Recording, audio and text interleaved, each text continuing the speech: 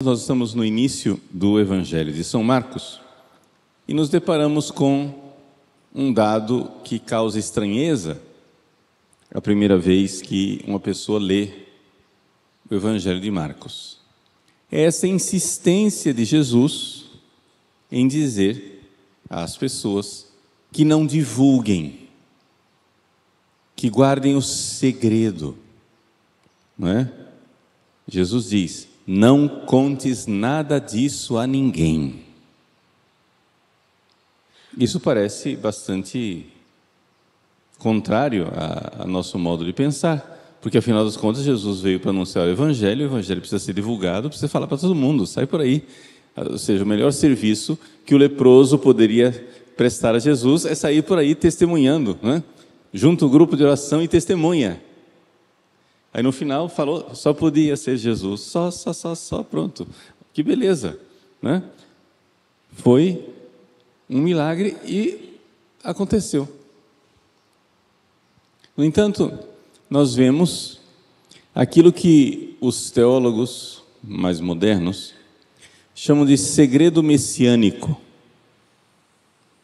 Essa categoria de segredo messiânico na teologia é usada para outras finalidades, mas o que nos interessa aqui é nós sermos muito fiéis ao que São Marcos está nos dizendo. Ele está dizendo duas coisas. Ele não está dizendo, não conte para ninguém absolutamente. Não.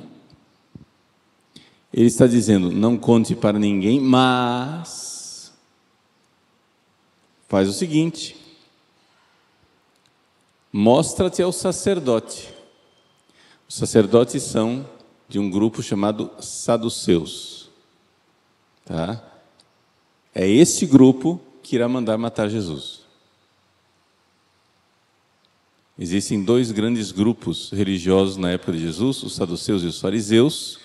Os mais ricos, os mais influentes no governo, politicamente, são os saduceus, que é os que cuidam do culto do templo.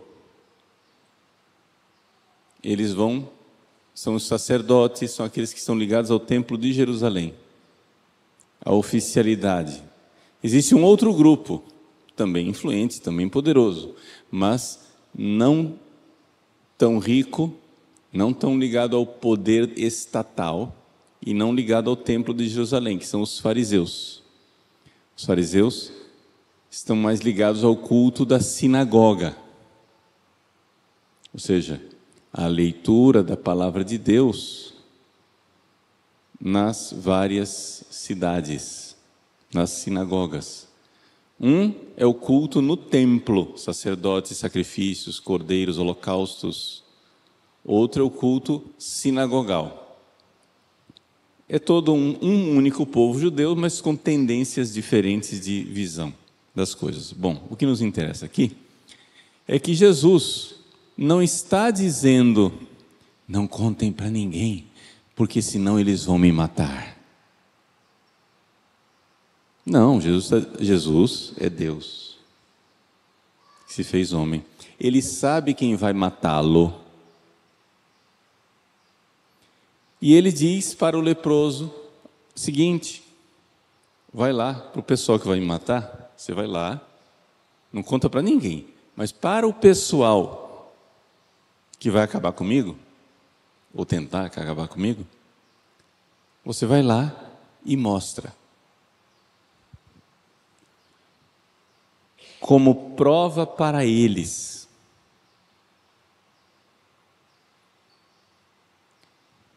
Ou seja, alguns desses sacerdotes irão se converter, não muitos, mas vai ter gente que vai se converter.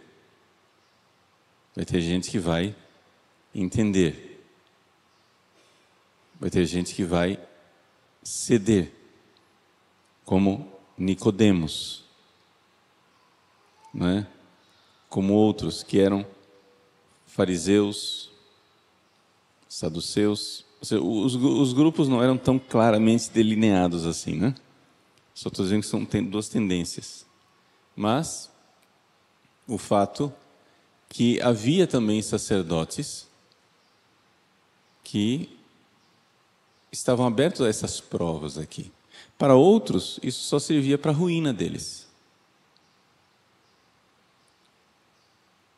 Jesus, de qualquer forma, quer que as pessoas, os homens, a liderança de Israel, os pastores de Israel, saibam que Ele chegou. Saibam quem é Ele. E por que Jesus diz, não fale para os outros, não fale para o povo? Porque Jesus quer produzir a mesma fé que o leproso tem. A fé de que Jesus é verdadeiramente de Deus e que você precisa obedecer, servir a Jesus, seguir Jesus, fazer aquilo que os apóstolos fizeram, como nós lemos esses dias. Ouvindo, deixaram tudo e seguiram Jesus. Deixaram tudo e seguiram Jesus. Ora, se você começa a propagandear, se você começa a alarmar milagres, o que você vai atrair não são convertidos. O que você vai atrair é gente interesseira. O que você vai fazer é que você vai, de alguma forma, macular, você vai viciar a primeira comunidade, que não vai ser um grupo de pessoas que deixou tudo para seguir Jesus. Vai ser um grupo de pessoas que ganhou tudo seguindo Jesus. Vejam que isso é muito diferente. São dois grupos muito diferentes. De tal forma que Jesus, então, exatamente porque nós iremos ver a atitude pedagógica de nosso Senhor. Tudo isso é pedagogia. A atitude pedagógica de nosso Senhor é que depois de um certo momento, quando infelizmente o leproso começa a alardear e a dizer, e o pessoal começa a ir atrás de Jesus, Jesus então começa a se reunir em lugares desertos com as pessoas. Jesus começa a dificultar o acesso. Ele antes pregava nas cidades, ele já não entrava mais nas cidades. Jesus começa a pregar fora. Por quê? Porque isso já é uma seleção. A pessoa, não, você quer? Então busque. Então estão lá num lugar deserto, lá não tem o que comer, de repente as pessoas vêm, Jesus então olha para eles que procuraram a Jesus, foram ao deserto por Jesus, tem compaixão e então lhes dá de comer. Eles não foram no deserto comer, eles foram no deserto buscar Jesus. Non propter esum, sed propter Iesum. Não para comer, mas para Jesus. Por causa de Jesus. E aí Jesus faz o milagre da multiplicação dos pães.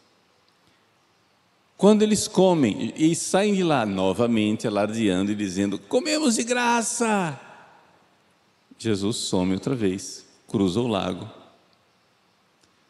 Como diz o Evangelho de João, eles chegam lá, mestre, como chegastes aqui? Vocês não estão me procurando porque vocês querem crer em mim e me seguir. Vocês estão procurando pão, porque eu dei pão de graça. Vocês são os aproveitadores. Então vejam, como nós temos aqui, então, 3 grupos de pessoas. Aquele que crê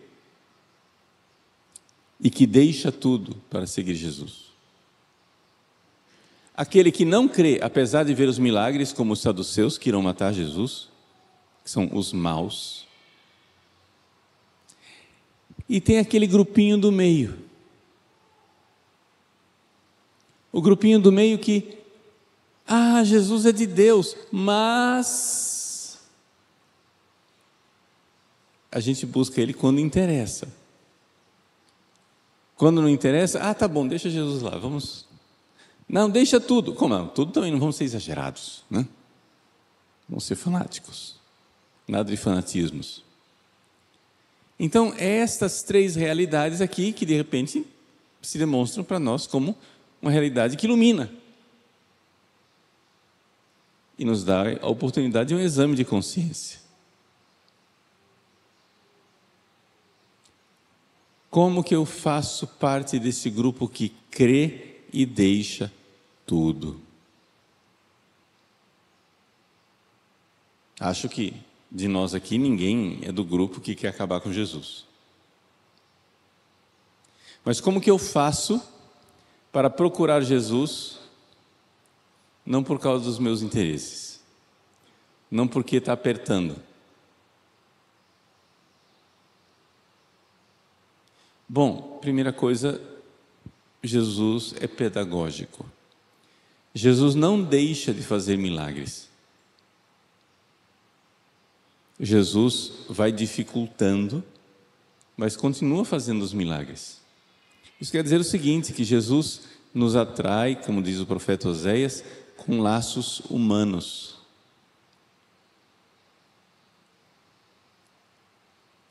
De uma forma geral, as pessoas vão se convertendo. Elas já enxergam que Jesus é de Deus.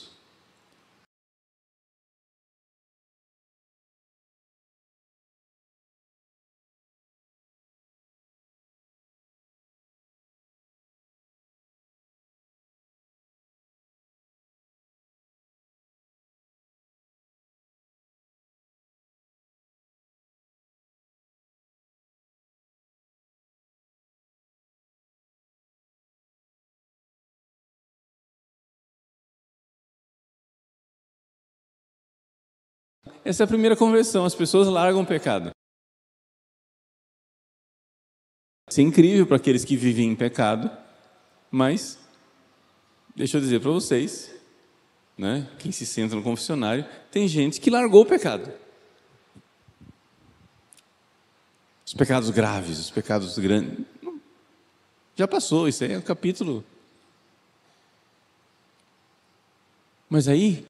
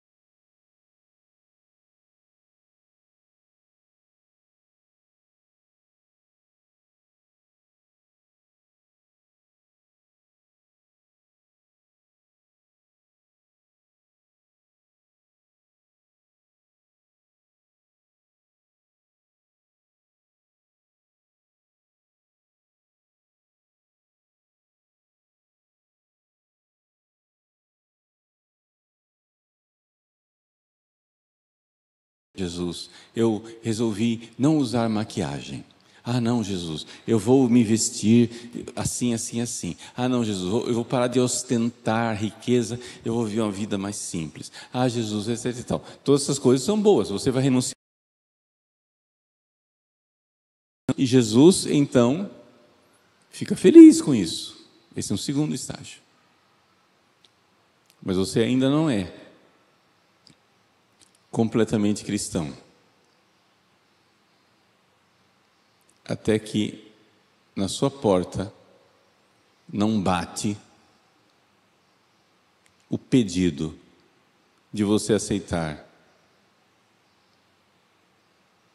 uma grave injustiça. Um BO.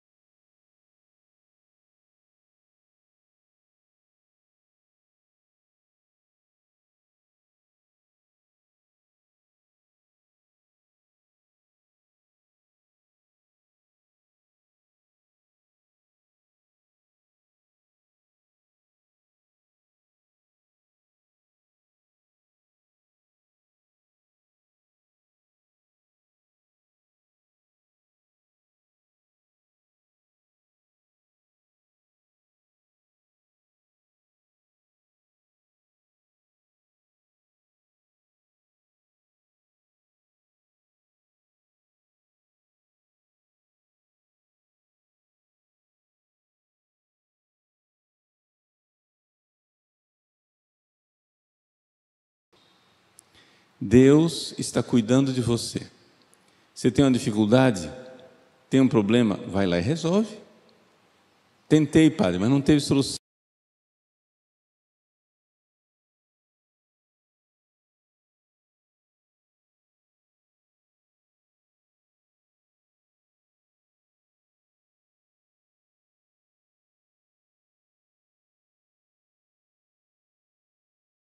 Que ama a Deus. Quem ama a Deus é quem tem a caridade no coração. A caridade só existe no coração daquele que está em estado de graça. Quem está em pecado mortal não tem a caridade. Pode ter um amor a Deus, mas não a caridade. Aquele amor.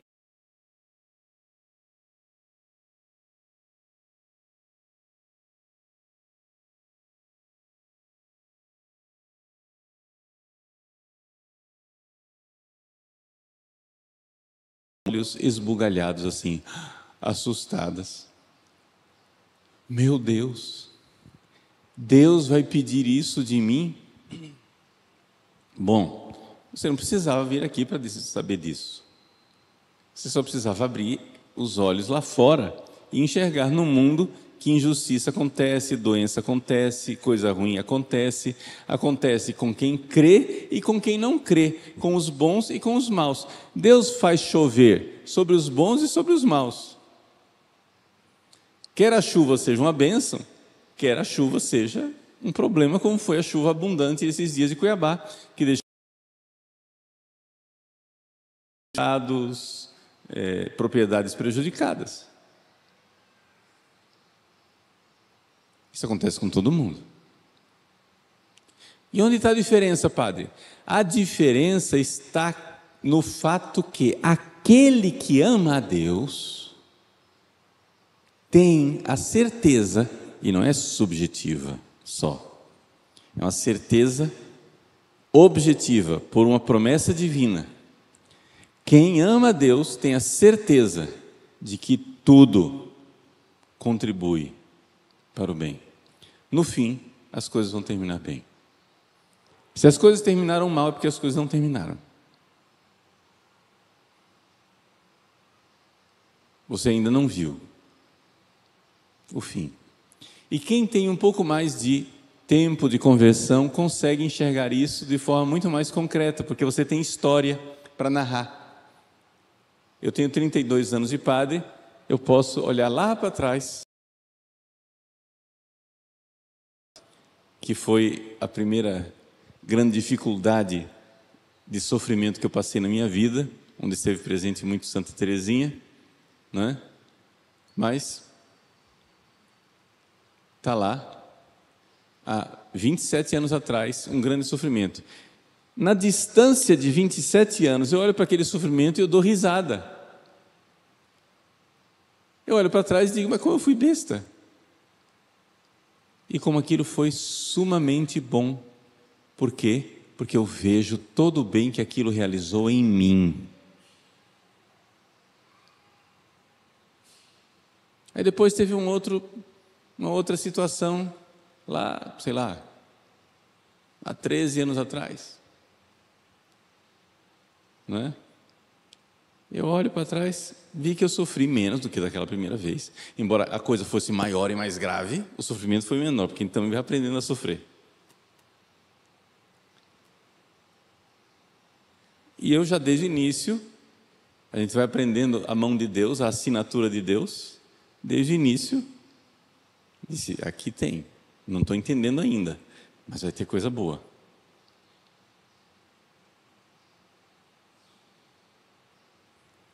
E saiu uma situação magnífica, depois no final. Não o que eu queria, porque em todas essas coisas, em todos esses naufrágios, tem coisas que você tem que abandonar, projetos que você vai ter que enterrar. Direção de vida que mudou. Eu olho para os grandes sofrimentos da minha vida, eu ia para um lugar, eu vejo que aquele sofrimento fez Deus dizendo, não, é para cá. Não, agora é para cá.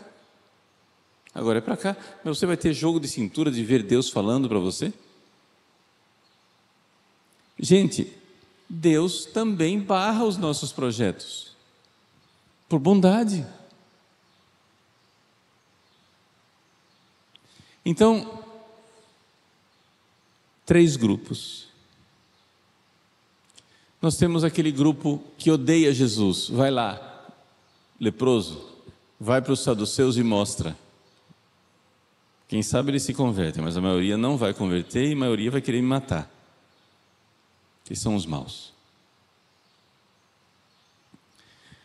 Pedro, André, Tiago e João, deixando tudo, seguiram Jesus. São Pedro alegremente diz: Senhor, nós deixamos tudo por ti. Mas tem no meio o pessoal que nem é pecador e nem é santo. Como é que chama esse sujeitinho aqui do meio? Que não é pecador, mas também não é santo.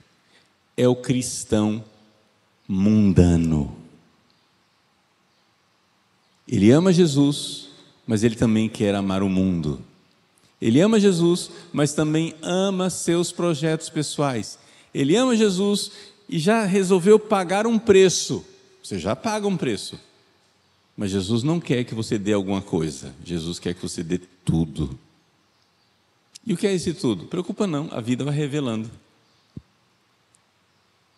Nós somos como crianças que guardam sempre na mão, atrás, uma reserva técnica. O que você tem aí na mão? Nada. Mostra a mão. A outra. Mostra as duas. O que é que você tem aí atrás escondido?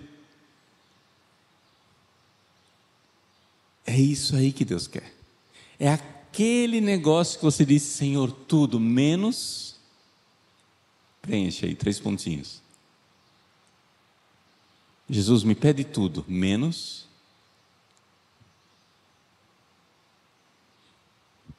É esse bezerro de ouro aí que você está guardando? É esse ídolo aí que você está guardando? Que você é chamado a colocar à disposição.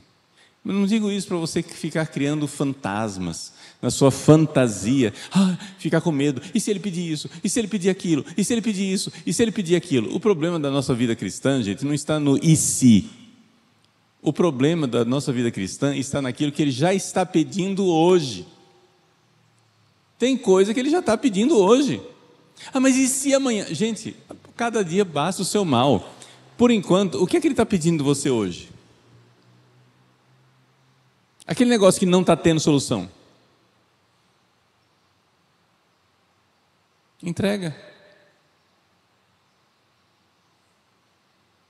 Não, padre, mas eu posso resolver. Então vai lá e resolve. O cristão não é comodista. Tem solução? Cara, vai lá e resolve. Então abraça a cruz de ter que resolver. Não teve solução? Então aceita. Entrega.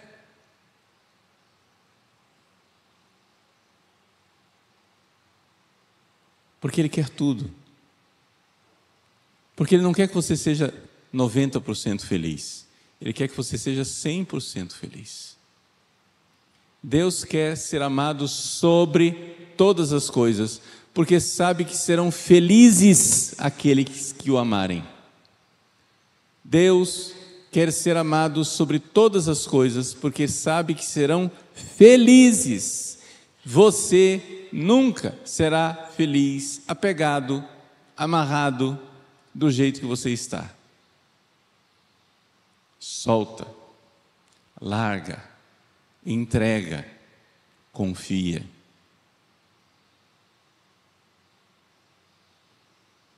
Para isso, nós temos a nossa mãe, Nossa Senhora, que nos ajuda enormemente.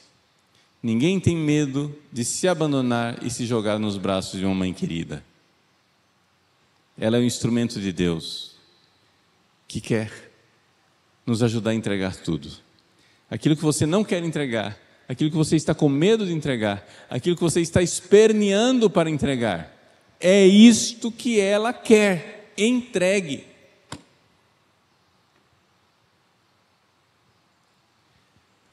São coisas boas. O problema da nossa inteligência está nisso. É que quando Deus pede que a gente entregue coisas más, como o pecado, e renuncie, a gente diz, de acordo, beleza. Quando a gente entrega coisas boas, mas que eu quero livremente, de bom coração entregar, beleza. Mas quando Deus pede coisas que eu não planejava entregar, é porque o que Ele quer é a minha vontade. Porque é lá que vai habitar a caridade. E a sua vontade está ocupada. Ele bate a porta, não tem lugar para você. Minha vontade está ocupada com isso aqui que eu quero.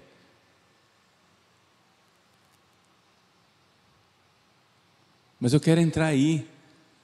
Quem ouvir a minha voz, abrirá a porta. E eu entrarei e farei refeição com ele. Ele bate a porta. Mas a sua vontade está ocupada. Tem gente.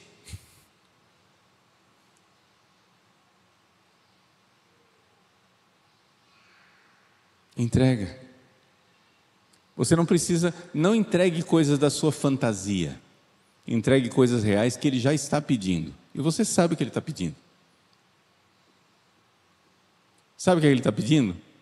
Aquilo que você diz, não, mas eu tenho certeza, vai ter uma solução. Mas está tendo? Não. Então entrega. Não, mas vai resolver. Enquanto não resolve, entrega.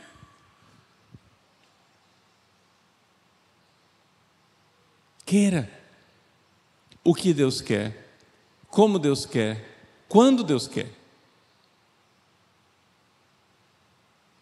E aí nós vamos deixando de ser mundanos. E um dia, com a graça de Deus, de Nossa Senhora, seremos santos.